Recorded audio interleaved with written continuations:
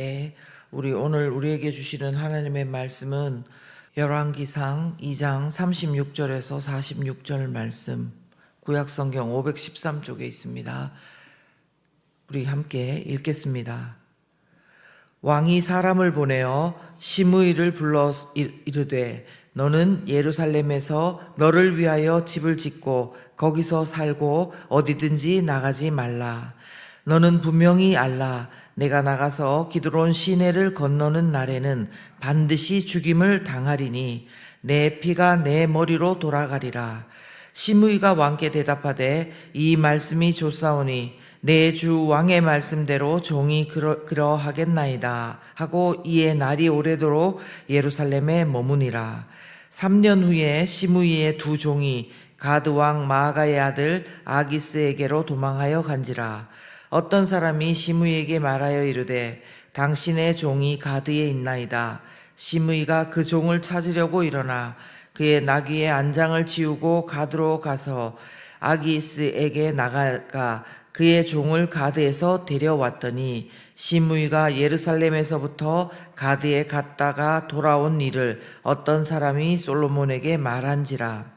왕이 사람을 보내어 시므이를 불러서 이르되 내가 너에게 여호와를 두고 맹세하게 하고 경고하여 이르기를 너는 분명히 알라. 내가 밖으로 나가서 어디든지 가는 날에는 죽임을 당하리라 하지 아니하였느냐.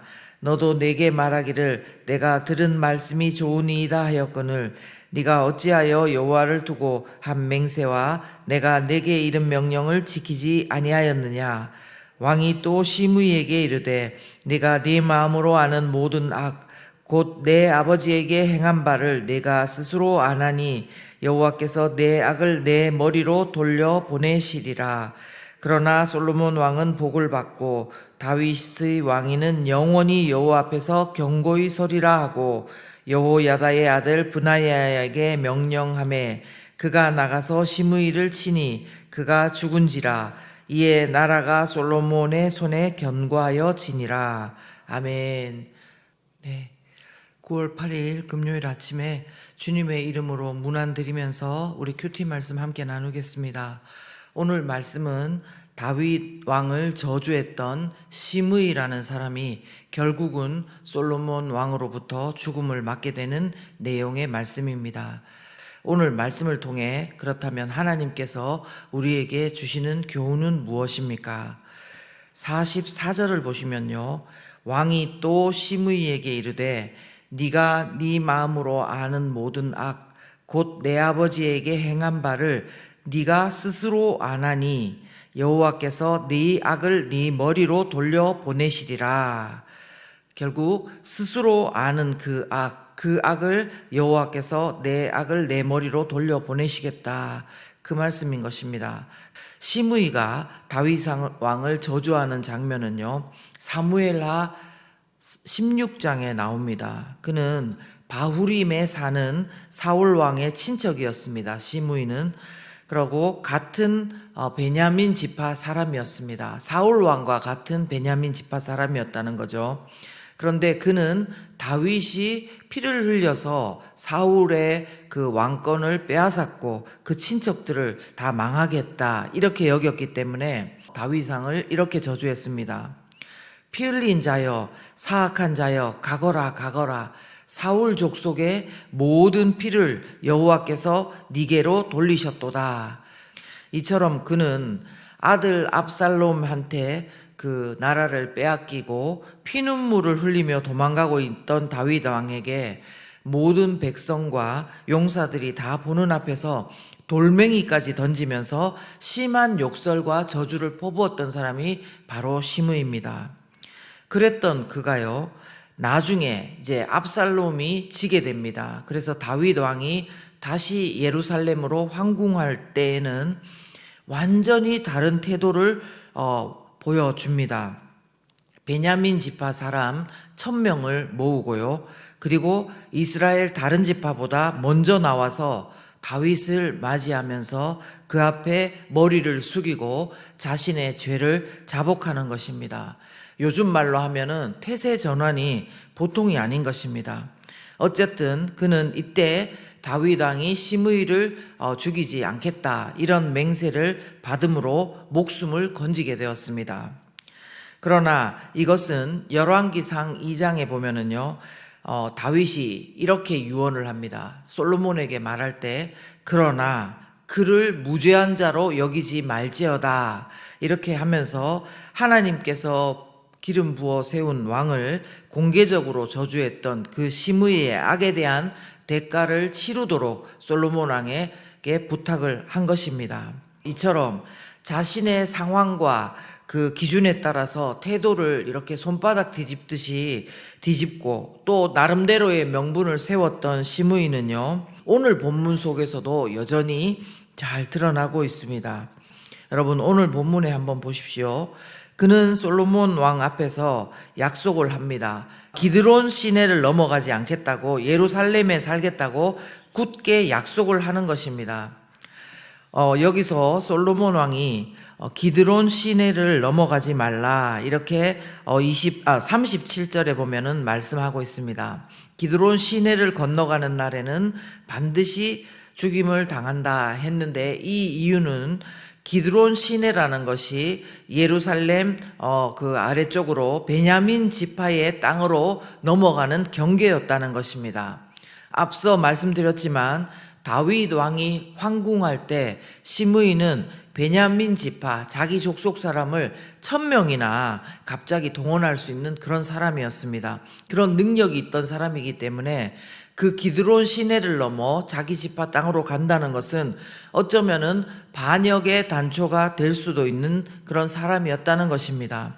그러므로 솔로몬 왕이 그를 평생 베냐민 지파 땅 경계 기드론으로 넘어가지 말라고 예루살렘에 살라고 한 것은 그가 만약에 불순한 의지를 보인다면 너는 죽을 것이다 이런 경고였다는 것입니다. 그래도 예루살렘에 살 수 있도록 솔로몬으로서는 호의를 베푼 것입니다. 그죠? 그래서 시므이도 이에 대해서 약속을 했습니다. 이랬던 그가 또 어떻게 합니까? 3년까지는 예루살렘에 살았대요. 3년 동안은. 그러나 종이 도망가서 내가 거기 가서 종을 찾아올 수밖에 없었다 이런 나름대로의 정당한 이유를 대면서, 왜냐하면 그 당시에 노예는 그것이 재산이었기 때문에 재산상의 손실이 있으니까 내가 가서 데리고 와야 되지 않느냐 이런 식의 논리를 가지고 솔로몬 왕과의 약속을 깨어버린 것입니다. 그런데요, 이것이 솔로몬 개인과의 약속이 아니라는 것이 문제입니다.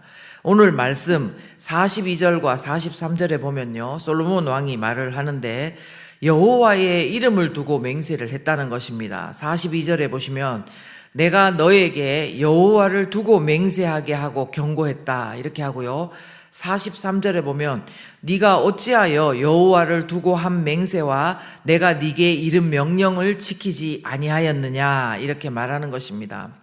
그러므로 시므이는 솔로몬 왕과 개인과의 약속을 어겼어도 죽을 그것인데 여호와를 두고 한 맹세와 약속을 가볍게 여겼다는 것입니다.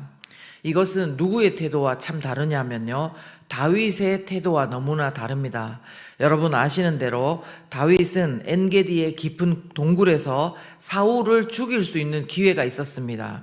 그런데 하나님께서 기름 부으신 자를 내가 함부로 하지 않는다 그런 태도와 행동을 보였던 다윗이었습니다. 여러분 다윗 왕도 사울 왕에게 얼마나 죽을 위기를 많이 넘겼습니까? 창을 던져 벽에 박으려고 했다고 하고 끝까지 온 나라를 뒤져서 다윗을 찾아서 죽이려고 했던 사울 아니었습니까? 흉흉한 이야기가 너무 많았습니다. 그런데 그런 사울 향해서 다윗은 자신의 마음과 행동을 하고 싶은 대로 두지 않았습니다. 아시는 대로 사무엘상 24장에 보면 굴에 들어가 있는 그 사울 왕, 그 왕의 겉옷자락만 살짝 베고 나왔다고 그랬습니다. 아까 말씀드린 대로 왜 그렇습니까? 하나님께서 기름 부으신 왕이니까 그렇다는 것입니다. 심지어 이때 다윗 왕을 따르는 부하들은요, 오늘 바로 원수를 당신에게 맡긴 날이다. 그러니까 당신 좋은 대로 하라. 이렇게까지 이야기했지만 다윗은 하나님의 기름 부음 받은 내 주를 치는 것은 여호와께서 금하신 일이다. 이렇게 하면서 자신의 마음, 말과 행동을 또 자신을 악으로부터 지킨 것입니다. 만약 시므이도 다윗을 본 것이 아니라 그 가운데 하나님께서 세우신 분이다 이렇게 생각을 하고 함부로 행동하지 않았다면 그리고 자신의 행동을 뒤에라도 죄로 여기고 그것을 가볍게 여기지 않았다면 어쩌면 또 다른 은혜가 있었을 수도 있는 것입니다. 여러분, 시므이와도 같은 삶의 태도와 처세술과 그런 언변은요, 우리가 하나님의 은혜와 사랑을 가벼이 여길 때, 우리가 받은 하나님의 은혜와 사랑을 가벼이 여길 때, 그리고 또 말씀이 아니라 자기가 기준이 되고 상황이 기준이 될 때, 모든 것은 상황 논리로 이야기하면 이야기가 다 되지 않습니까? 그런 것처럼 해버릴 때는 얼마든지 우리 가운데도 일어날 수 있는 일입니다. 이처럼 자신을 하나님 앞에 두고 보지 않고 너무 가볍게 자기 하는 행동을 합리화하고 상황이 그래서 그랬다고 이렇게 한다는 것은 결국 그 대가를 남이 받는 것이 아니라 스스로 받고 그리고 우리가 사랑하는 이들 가운데 지불케 하는 그런 날이 오는 것입니다. 그러므로 비록 우리가요 법이 규정하는 악을 행하는 것은 아니지만 하나님의 이런 말씀을 읽으면서 이런 것은 하나님이 기뻐하지 않으시는구나 알게 된다면 말씀 가운데 우리 자신을 겸손히 엎드리면서 다시 살아가야 됩니다. 비록 우리가 아무리 노력해도 다시 뒤집어져서 우리의 상황과 논리를 따라가는 그런 죄를 범한다고 하더라도 우리가 또 말씀 가운데 믿는다고 하면서도 내 상황을 따라서 내 논리를 따라서 그렇게 하는 것에 대해서 슬퍼할 수 있어야 되고 내 잘못을 알아야 됩니다. 오늘 우리 가운데 하나님께서 말씀을 통해서 가볍게 우리의 모든 행동, 상황을 따라서 그렇게 할 수밖에 없었다 이렇게 이야기하지만 그것이 과연 하나님의 말씀과 하나님을 귀히 여기고 높이 여기고 거기에 따른 결정인지 다시 한번 돌아보기를 원하십니다. 저와 여러분 가운데 하나님께서 주신 오늘의 삶을 살아가면서 이 말씀의 분별을 가지고 다시 새롭게 나아가시는 저와 여러분 되기를 예수님 이름으로 축원합니다. 이 시간 함께 기도하실 때에요, 하나님은 우리한테 어떤 모습이라도 다 받아주시지만요, 그러면서도 우리를 향한 기대가 있으십니다. 왜냐하면 독생자 아들 예수 그리스도를 우리에게 내줄 만큼 우리를 사랑하시기 때문입니다. 사랑하지 않으신다면 기대도 없으시겠죠. 그러나 우리를 향한 기대가 있습니다. 우리의 삶 가운데 이런 모습들, 하나님의 사람답게 행동하지 못하는 그런 모습들이 있다면, 상황 논리로 우리를 포장하는 그런 모습들이 있다면 하나님께서 정말 우리 마음을 오늘 붙들어 주시고 다시 살아갈 수 있도록 은혜 베풀어 달라고, 그리고 더불어서 이번 토요일 날 교육 목자 수련회 가운데 은혜가 충만할 수 있도록 해달라고 함께 기도합니다.